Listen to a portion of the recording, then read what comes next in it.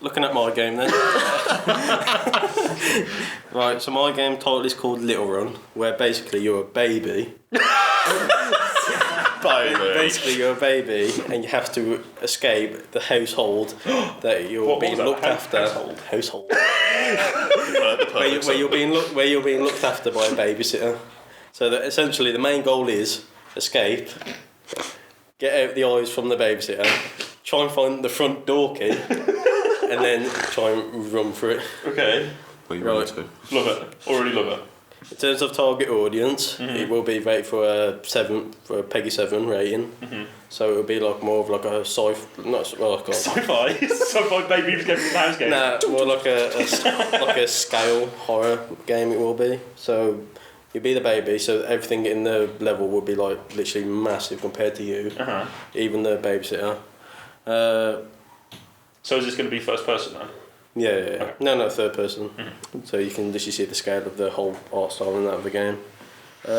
In terms of, I feel like the Peggy 7 rating will suit the mechanics in that a little bit more, as it's a bit more related to the character itself, the baby.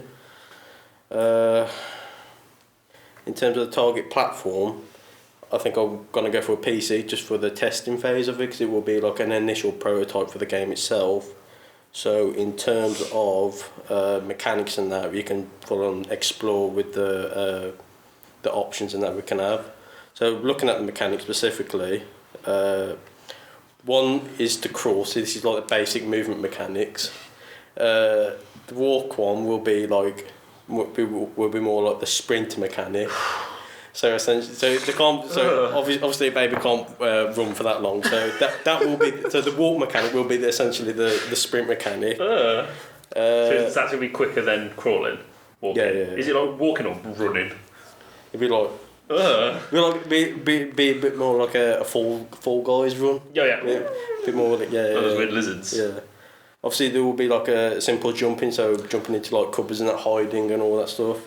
A simple interact with doors, cupboards, everything like that, interactable objects like the key and everything.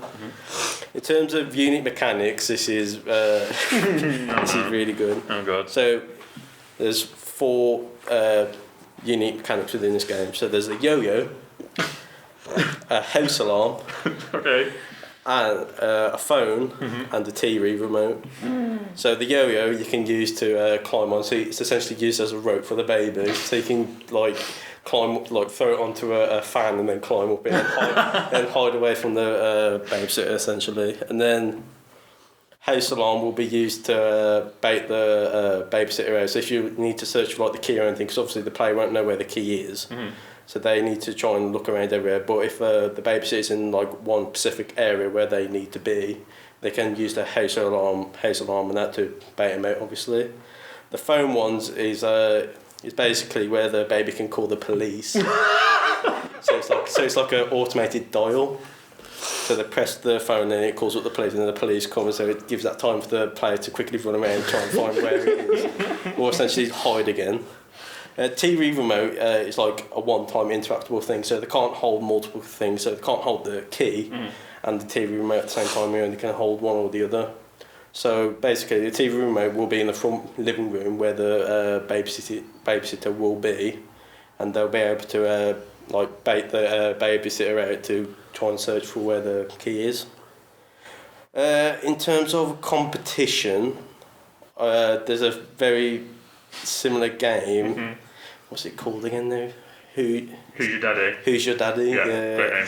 Who's Your Daddy is, and pretty much it's got the same concept to it, but not as close, because the whole function of that game is very different to what my game is, where that game is more central focused around trying to save the baby, and that where mine is more focused around trying to get the baby to escape.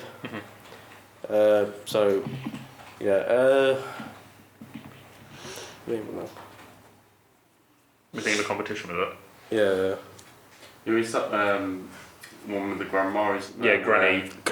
Yeah, Hello Neighbour as well does it really well. Because their concept, because their art style and concept is very close to what I want to have it as. Because like cartoony and cartoony stylized and everything, like the head end of the baby and the baby sitting there will be exaggerated, so the head will be massive compared to the little body and of the character. In terms of, I'm trying to think now. Yeah, so Hello Neighbour, the objective is to obviously get in. So mine objective is to get out. Get out.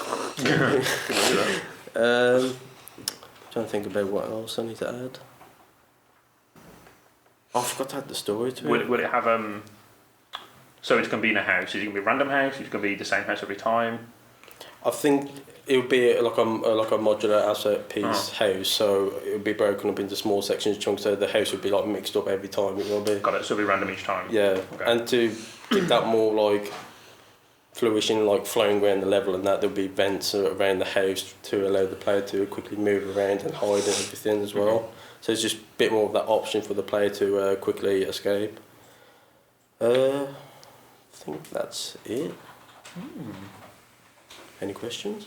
So you say it's going to be a third-person game. Yeah. Is there any reason why you'd prefer to do third than first? Because I know with your few all your examples are in first person. Yeah. Because you mentioned it was going to be a horror game. Yeah, it's got like a mini like Peggy 7 horror game, so it would be like a bit more like sound effects, like atmospheric sounds and that to give more of that tension. I think Hello Neighbour does it really well when the neighbour catches you and then tries to chase after you. So it'd be sort of that sort of concept it will be. So why would you go for third person when? Because if it's a horror game, most horror games are in first person to make you more immersed and stuff. Yeah. Why would you want it to go? Especially because you went for a scale theme, didn't you? Yeah. With like things being different sizes and stuff. Yeah, I think that was the sheer purpose of the thing, to emphasise the scale and the size of the level itself. Because although it's a small level, it shows that complexity of the fact that the AI is literally stopping you from getting anywhere. Yeah. And if you're in first person, you're probably more likely to get caught out most times. Oh, so you want more like spatial awareness? Yeah, so I want it to be more of like a strategic layout to the design of it. Okay. I got a question. Have you thought about making your game potentially co-op? So you're playing with mates. So having like who's your daddy has that? Because what I was thinking was your friend, the co-op player, would have tasks to do, a bit like Among Us, where they would need to like clean the laundry or make sure like the room is like clean or whatever, but they also need to try to stop you from escaping at the same time. So have you thought about making it co-op or anything? I think like in terms of the tasks and that you've just said, that would suit it really well. But I think in terms of co-op, I don't think it would be as easy to like bait out the AI in that as such. Yeah. So it'd be a lot more harder to do that in a sense, because the level design would be a lot more complex, and then obviously the peg rating would have to go up more because of the unique mechanics and that getting more complex and everything. Yeah, no, that makes sense. What about if you did a co-op, but like I'm purely basing this on Rugrats. So like having a co-op where, you know, one baby kneels down and the other climbs on top. That'd be good. Like, have you thought about that kind of thing? Fun. Yeah, like a team effort type thing. Yeah, that would be good. That would be. I don't know. I think when I was thinking of the game, co-op wasn't like the first thing, because I think like more of the advanced AI movements would be a lot more controllable for the player, because the whole key purpose was to search and find. So I feel like the whole purpose of like the unique mechanics and that for the game itself a lot more easy to bait if it's co-op, and it'd be a lot more frustrating for the player to do that. You can make it a lot more like a puzzle game with more co-op players. You can, like, have you played the game Little Nightmares? No. It's basically you play as like this really tiny like girl, and everything's massive. So it's fit into the scale. But then you have to do puzzles like climb on top of stuff. But if it's co-op, you can climb on top of each other and get through like a window, or you can sort of vary up different rooms and stuff like that based on how many people you have. Okay. That'd be quite cool. I've got a question as well. So you mentioned about that you can have procedural generation with the house. Yeah. So basically it's going to change each time. Do you reckon that's going to be able to fit in the development time and the development skill of the entire team, or do you reckon that's going to pose a lot of like challenges just because it is a fairly challenging thing to do and get it done right? You sound bad. God. It's just like in the time frame of what you may have. So we've got 5 months to do it. Yeah, it'd be easily able to fit it in because it's not that like I said, I've simplified the level design for a simple prototype for it. Yeah. So it'd be easy to implement and design it in the short space it is. So it'd just be a simple prototype. So the assets would have to be fairly simplistic then.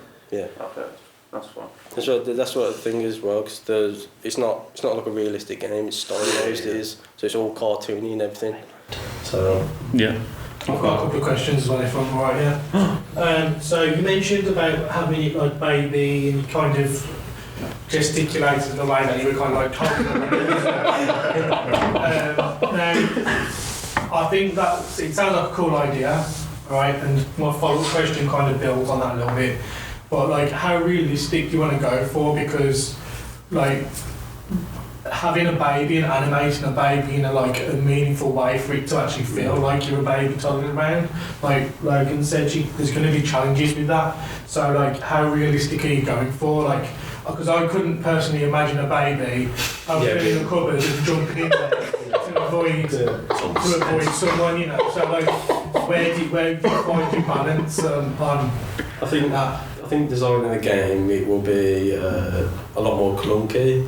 So there'd be a lot more like delay time and everything into the mechanics and that. So everything will be a lot more difficult to do in a sense for the sake of describing what the baby is. Yeah. If you made it third person, you wouldn't have to do all that animating stuff. So that could break up the runtime. If we just change the perspective.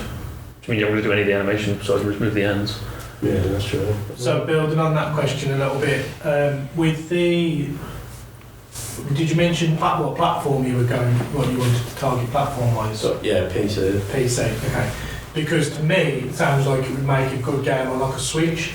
Oh, yeah. And the reason why that is because the toddly thing, I'm kind of fixated on that for the time being. Like, there could be a challenge where, not a challenge mode, but like as a controller, you could use the haptic feedback and the actual the motion sensor to balance your character as you're walking, and if you don't, it's going to fall over. So why have you chosen not to go like down a console? Because it sounds like a Switch, it would be Yeah, a Switch I think in like later down the line, I think like switching to console will be a better thing for it, a better push and move for the game. But I think in terms of prototyping and getting that initial idea and concept of what the game needs to be, I think it would be best to test it on without having any limitations at all, having it on PC. So. I've got a final one, more of a suggestion. Obviously, horror game. Yeah. You're going for that Hello Neighbour style. Obviously. Would you? Because obviously people like to be scared. As you not believe me, we all do. It's in the nature. You've lost us.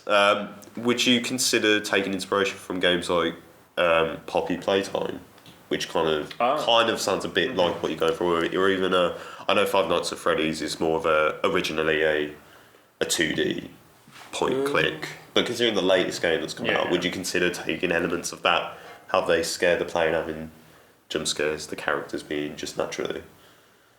Well, the Freddy's game is like a completely different like rating to it. So in terms of getting that horror visual effect to it, it's a lot difficult, even a low PEGI rating.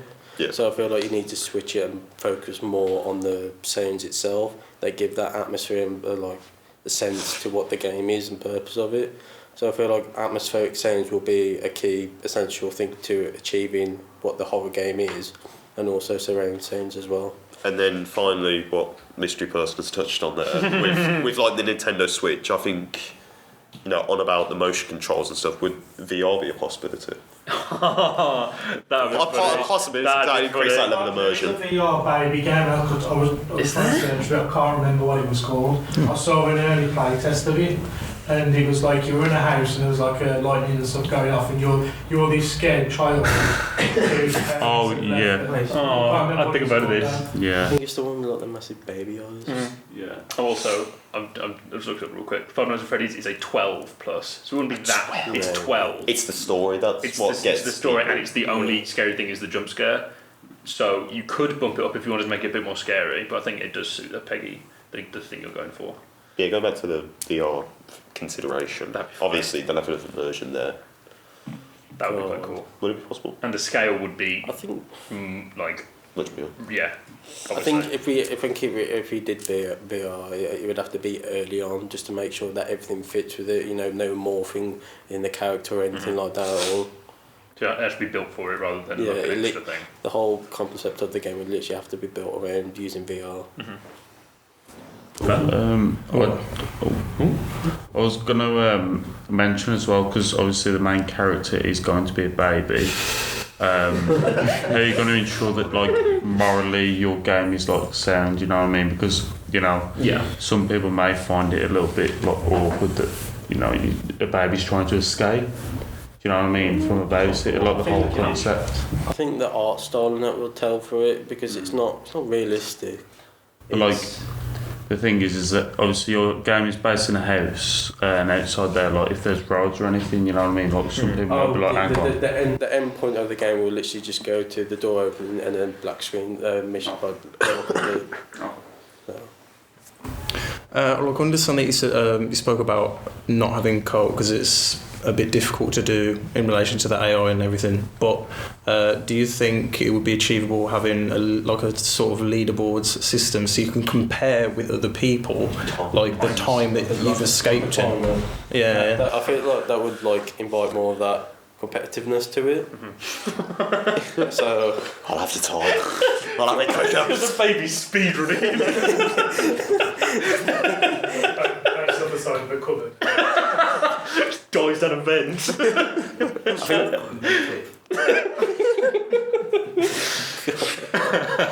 Gets the yo-yo.